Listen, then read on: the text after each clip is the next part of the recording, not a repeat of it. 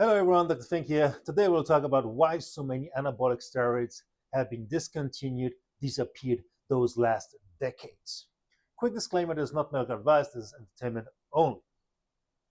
So when we think about the 80s, bodybuilding, etc., we think about Dianabol, Winstrol, Nandrolone, Primobolan, etc. And we wonder why those drugs, which have been sold by pharmacies during those times, are not available anymore in pharmacies. Well, there is a simple reason for that. When those anabolic steroids have been developed in the 60s and the 70s, those drugs have been developed to treat medical conditions. They haven't been developed for bodybuilders or for performance enhancement. They have been developed to treat medical conditions. So what type of conditions have been treated with anabolic steroids? One, anemia, which is basically the lack or too little red blood cell production. Then we have osteoporosis, which is weak bones or low bone mass density. So anabolic steroids also increase muscle strength. They increase the production of red blood cells. Then we have short stature, basically people who didn't grow tall enough. Anabolic steroids did also help with that. Then we had muscle wasting condition, such as HIV, cancer, etc., basically where your body couldn't maintain its muscle mass. And anabolic steroids would work for all of those conditions. So why have those been discontinued? The answer is simple. More directly targeted drugs for each of those conditions have been developed without the side effects that anabolic steroids have. So what has been developed for anemia? EPO. EPO is basically directly triggering the production of red blood cells in your body.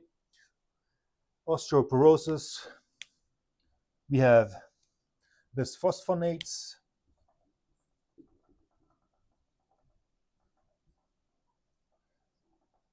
which also directly prevent from bone resorption, bone destruction. Then short stature, we have GH or growth hormone. We all know what growth hormone is. It basically helps the body, the tissues to grow. Muscle wasting, same scenario, GH, growth hormone, and testosterone have been prescribed recently instead of anabolic steroids such as Primobolan, Nandrolone, Primobolan, etc. So as you can see, back in the days, in the 60s, 70s, 80s, anabolic steroids would cover a lot of conditions in patients, and they were useful. They could treat those patients, but they had side effects.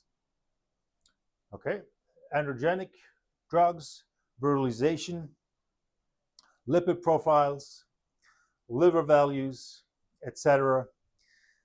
Hence, newer drugs without those side effects or with less side effects have been developed to target each of those conditions. Second point, for the pharmaceutical companies, anabolic steroids are regulated substances. So it makes it very expensive to maintain the licenses, etc. And if there are other options, they would probably choose those other options. That's why those drugs such as Primobolan, Dianabol, Winstrol, etc.